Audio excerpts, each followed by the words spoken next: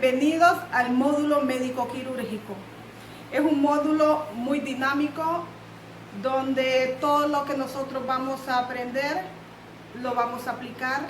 Les doy la más cordial bienvenida. No era la forma en que nosotros nos hubiese gustado abordar, ¿verdad?, este módulo. Dios primero y pronto nos incorporemos para que lo podamos desarrollar de la mejor forma, lo que es ya el momento de la práctica, previo a ir a poder ejecutar estos procedimientos al quirófano. El día de hoy vamos a hablar sobre la introducción a la enfermería médico-quirúrgica, cuyos objetivos son, ¿cuáles son los objetivos del módulo?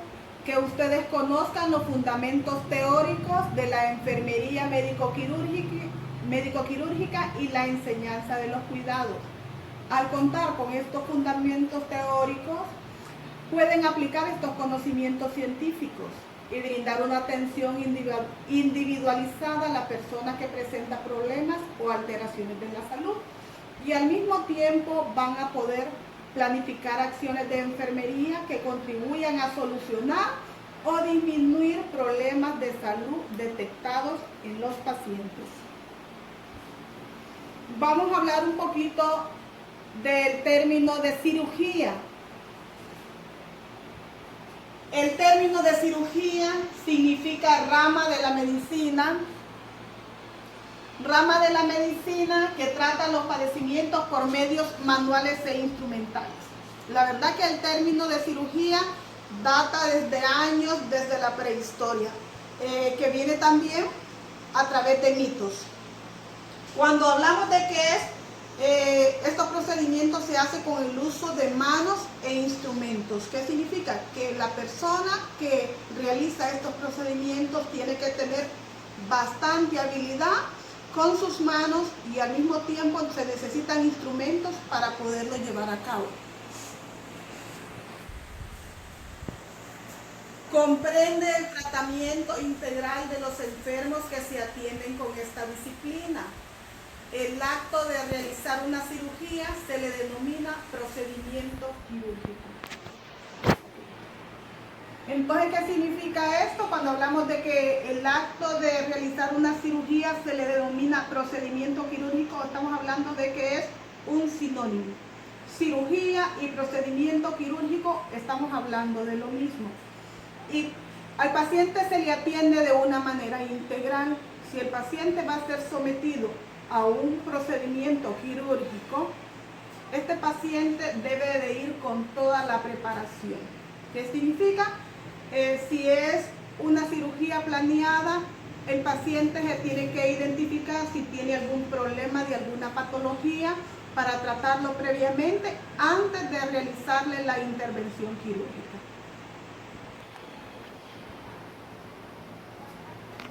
Vamos a hablar un poquito de las generalidades. Los procedimientos quirúrgicos suelen usarse solo después que la práctica médica no haya podido ayudar al paciente. ¿Qué significa esto? Que cuando a un paciente hay que hacerle un procedimiento quirúrgico, por ejemplo, hay un diagnóstico de que dice apendicectomía a descartar, apendicitis aguda a descartar. El médico, antes de llevarlo al quirófano, dependiendo la sintomatología que está presentando el paciente, van a descartar otros problemas que pudiesen ser, y cuando no se tiene una certeza de que el paciente en ese momento esté cursando con una apendicitis, entonces el médico lo va a evaluar por probables problemas gástricos o alguna infección urinaria. Entonces, por eso el médico se va a respaldar de exámenes de laboratorio, mandarle a hacer general de orina, mandarle a hacer un ultrasonido, más la revisión, ¿verdad? Una buena historia clínica y un buen examen físico. La técnica siempre incluye hacer una hendidura en el organismo para extirpar, reparar o sustituir alguna parte de un órgano o miembro del cuerpo, tomando en cuenta que puede ser correctiva paliativa o curativa. Cuando hablamos de que la cirugía puede ser correctiva, podemos decir correctiva, digamos, cuando el paciente presenta una fractura. Entonces lo que se hace es una corrección de esa fractura. O el paciente tiene algún problema a nivel de la válvula mitral, entonces se hace una corrección. Cuando hablamos de paliativa, estamos hablando de que solo se van a disminuir la sintomatología o alargarle la vida al paciente, digamos como el caso de un cáncer, que estamos hablando paliativa, tal vez es extirparle el tumor. Y si hablamos de curativa, entonces estamos hablando ya de corregir el daño, como en el caso si el paciente presenta una apendicitis, se le hace una apendicectomía y el paciente queda curado.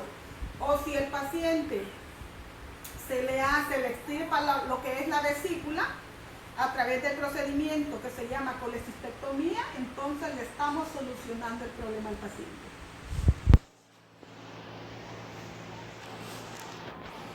La sala de operaciones debe ser siempre un medio seguro y aceptable en el que pueda realizarse el procedimiento quirúrgico. ¿Qué significa? Que para ser segura y aceptable, el personal debe tener el conocimiento de su trabajo, conocer las normas de la institución y poder aplicarlo de la mejor manera y así evitar un daño o incurrir en una mala praxis hacia el paciente. Teniendo los conocimientos y habilidades necesarios, entonces nosotros tenemos que aplicarlo y hacerlo de la mejor manera.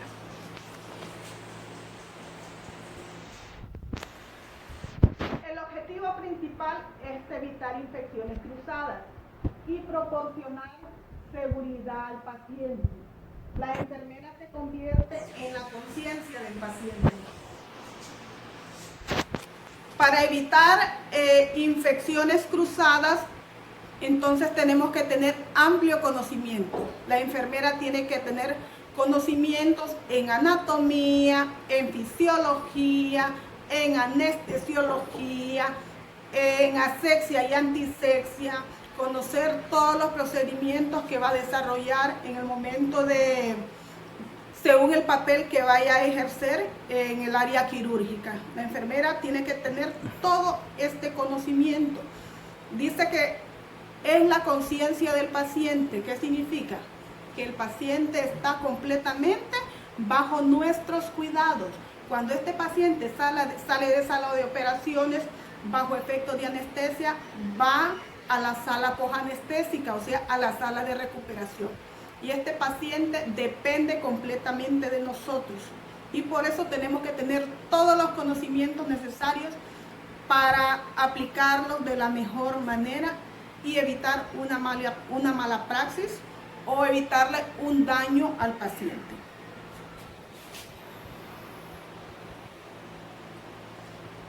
Vamos a hablar de la historia de la cirugía. Si ustedes observan esta imagen, los quirófanos no siempre fueron así, como ustedes observan la imagen con ese vestuario con el que actualmente se cuenta, con todos los avances tecnológicos. La cirugía no comenzó de esa manera. Entonces tenemos que la cirugía nació del misterio y la magia. El hombre prehistórico ya poseía algunos conocimientos de cirugía. Cierto que curaba principalmente las enfermedades por medio de algunos encantamientos y toda clase de prácticas supersticiosas. Ustedes pueden ver ahí la imagen. Así fue como inició la cirugía.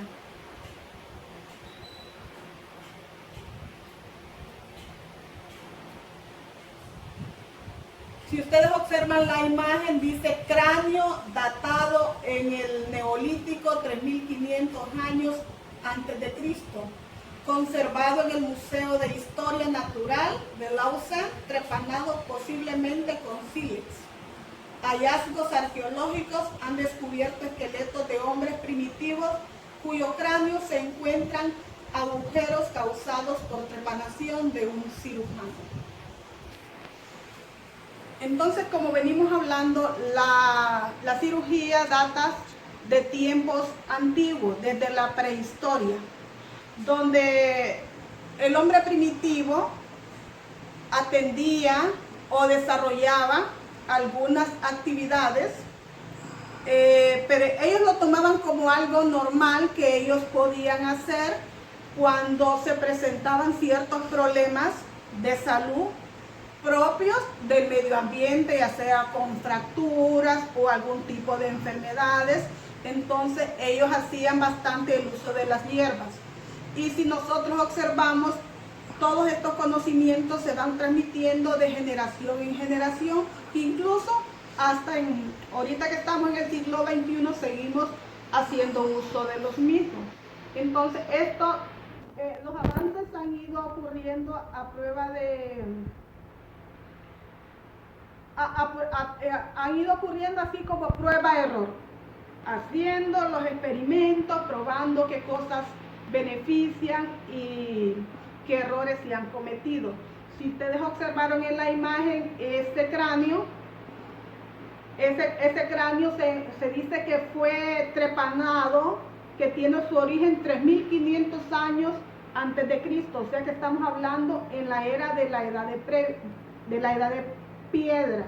Y así como se encontró ese cráneo, se han encontrado muchos más, principalmente en Europa.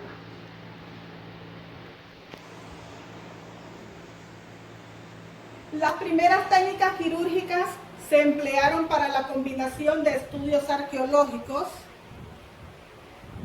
y antropológicos en tribus cuyo modo de vida remeda al de los primeros seres humanos. Ofrecen información sobre métodos rudimentarios de sutura, amputaciones, drenajes o cauterizaciones de heridas con instrumentos candentes.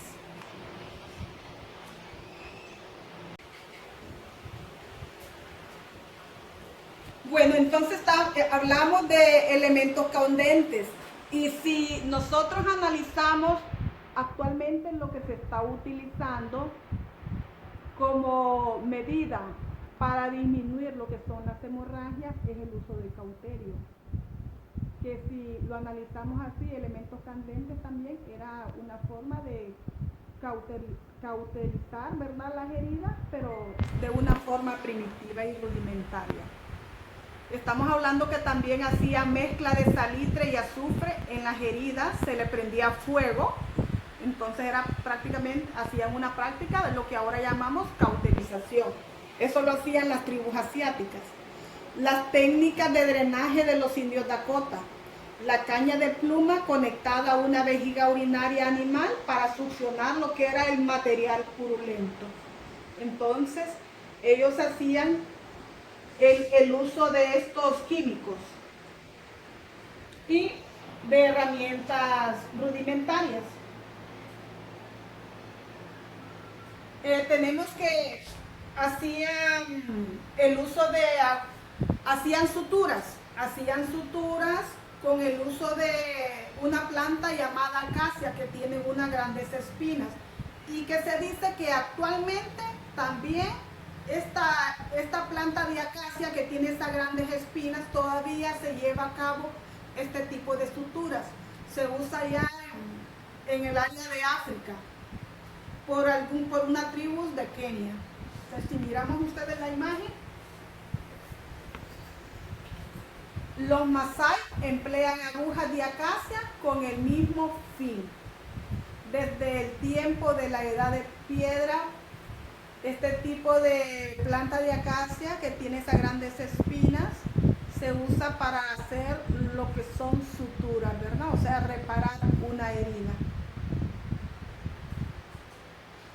India y Sudáfrica sellan las heridas menores mediante la aplicación de termitas o escarabajos tras morder los bordes aproximados de la herida. Entonces, lo que es en la India y en Sudáfrica, en los tiempos antiguos utilizaban también, era un tipo de hormiga que era grande. Entonces, ¿qué hacían ellos? Ellos alineaban la herida y colocaban estas hormigas grandes sobre la herida, sobre los bordes de la herida. ¿Y qué hacían? Desprendían el cuerpo y las dos tenacitas de la hormiga quedaban incrustadas en los bordes de la herida, y era una forma que utilizaban en la prehistoria de suturar una herida.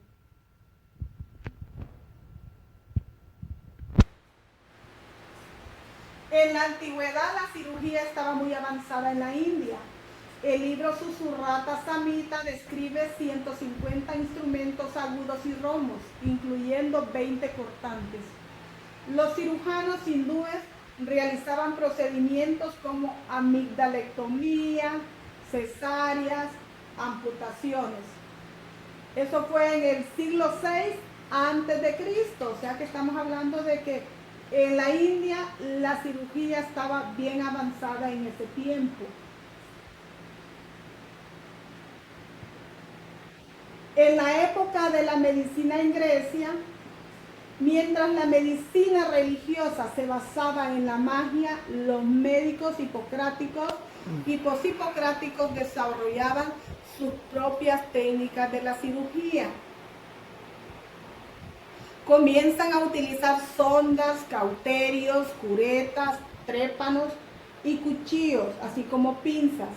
Los cirujanos romanos practicaban lo que era la trepanación, realizaban paracentesis, suturaban intestinos, realizaban mastectomía, litotricia y cirugía plástica. O sea que ellos estaban avanzados.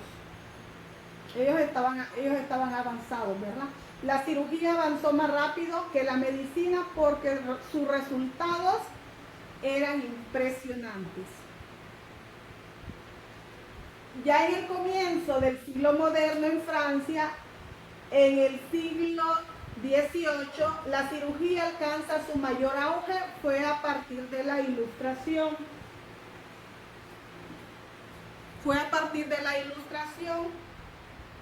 Entonces, ¿qué pasaba en este tiempo? Ellos avanzaron en lo que eran las investigaciones,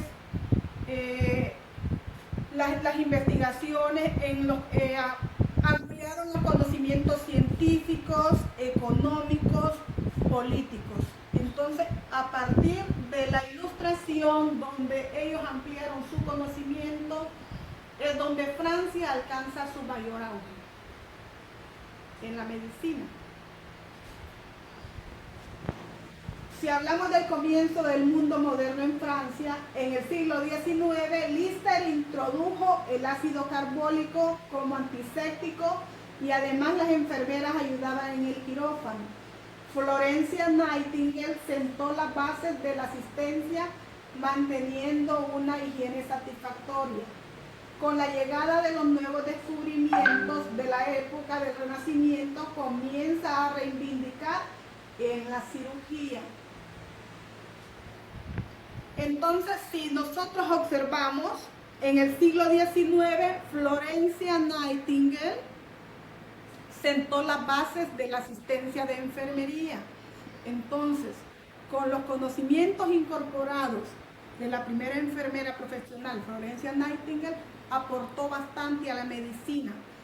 Ella sentó las bases en cuanto al cuidado del paciente. Entonces, ¿qué cuidados? ¿Qué adelantos se produjeron? Digamos, si ella observaba que habían pacientes que tenían infecciones y otros pacientes no tenían infecciones, entonces lo que hacía era aislarlos. Si miraba que el ambiente se encontraba sucio, entonces la limpieza, el baño de los pacientes, el lavado de las manos, y eso hizo gran diferencia.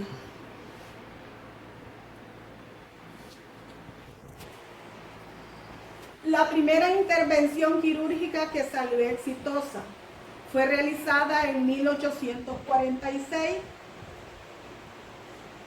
Quien Carl, así se llamaba el paciente, quien a sus 27 años había sido nombrado director del Hospital San Lázaro de Berlín, desarrolló la técnica de la colecistectomía después de varios años de disección en cadáveres. Dice después de varios años de disección en cadáveres. Como decíamos, esto se ha ido llevando a base de prueba y error. Entonces él, para poder llegar a un punto ya de desarrollo de la cirugía, se hicieron muchas pruebas. Y hay un momento de que ya, como quien dice, tenemos el mejor resultado. La cirugía progresa en el siglo XX. No era una disciplina médica hasta la época hasta la época del médico griego Galeno. Permaneció primitiva por 1200 años. La revolución llegará con 3 novedades en la mitad del siglo XIX. Con 3 novedades en la segunda mitad del siglo XIX, porque para 1850, estamos hablando del siglo XVIII, el 70% de los pacientes moría. ¿Por qué creen ustedes que morían? Morían por dolor, morían por hemorragias y morían por infecciones, porque no habían avances en estos 3 rubros. Pero ya en el siglo XIX hubieron grandes avances. En este siglo empieza la revolución, la cirugía con estas 3 novedades: la anestesia, la antisexia y la hemostasia. Entonces, en el siglo XIX empieza a revolucionar la cirugía con estas 3 novedades: la anestesia, la antisexia y la hemostasia. En la anestesia se intentó con óxido nitroso, el éter, el cloroformo. La anestesia daría un traste con el temperamento quirúrgico por tener delante un hombre inerte e inconsciente. Entonces, ¿qué pasaba antes? Antes era el problema de para hacer una cirugía se necesitaba tener un paciente dormido. Entonces, los problemas con los que se encontraba es que no sabían el tiempo en que el paciente podría quedar bajo anestesia y la intensidad del dolor también, ¿verdad? Entonces, por eso era el alto índice de mortalidad debido al dolor, o todavía no se habían desarrollado estos anestésicos como en el siglo XIX. Si hablamos de antisexia, se utilizó el lavado preoperatorio con solución de hipoclorito, ácido fénico en el tratamiento de fracturas abiertas. Se desarrolló la asexia por calor húmedo, aparecen los guantes de caucho. Esos son avances de la asexia. Pero si estamos hablando a nuestros tiempos, todavía eso ya avanzó. Porque digamos, si estamos hablando de el hipoclorito, ya en estos momentos para nosotros es un desinfectante que se utiliza en material inerte, como decir, para el lavado de instrumental, para el lavado de paredes. Entonces hemos avanzado en el siglo XX y a finales del siglo XIX ya con otro uso de soluciones que pueden ya utilizarse sobre la piel del paciente. Hablamos ahí de la hemostasia.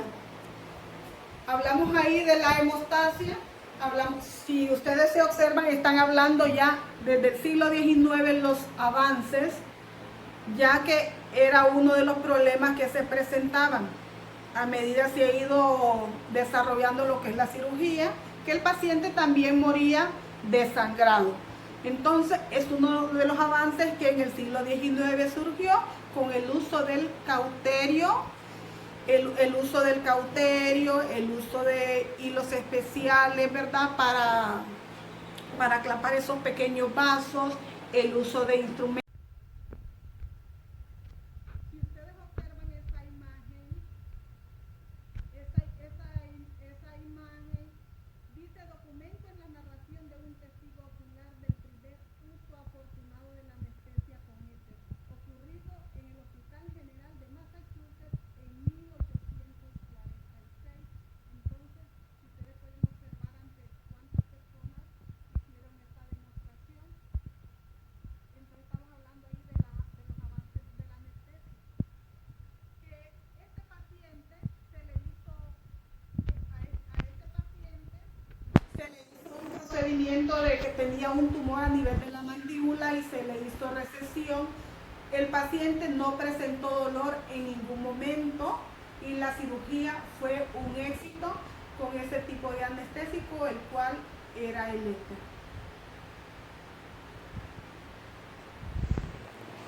Si hablamos de los avances de la cirugía en Honduras, en 1975 se inician los posgrados de medicina. La primera especialidad con que se inició fue con cirugía general y ortopedia. La Escuela de Medicina de Honduras no se ha quedado atrás, ha ido avanzando y sigue avanzando. Actualmente la red hospitalaria consta de 28 hospitales, 4 de ellos son considerados hospitales nacionales, como ser Hospital Escuela, Hospital Mario Catarino Rivas, Hospital Cardiopulmonar y el Hospital Mario Mendoza. Toda esta red de hospitales, exceptuando el Mario Mendoza, tiene competencias quirúrgicas, pasando de mayor complejidad a menor complejidad.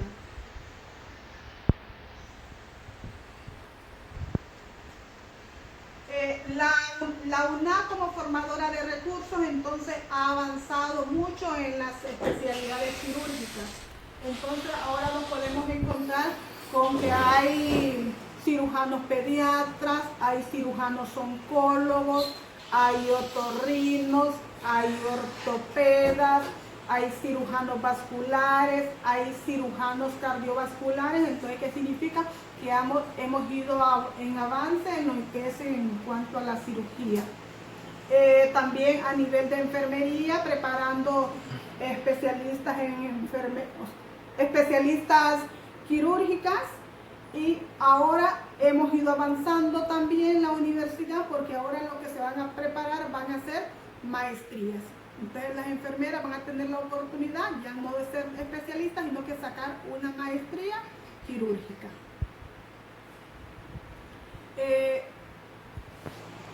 Bueno, jóvenes, hemos terminado con este tema el día de hoy, lo relacionado a la introducción de la enfermería médico-quirúrgica. Cualquier duda al respecto me lo hacen saber, me dejan algún mensajito en la plataforma, ¿verdad? Y yo con gusto les voy a aclarar cualquier duda. Tengan buen día.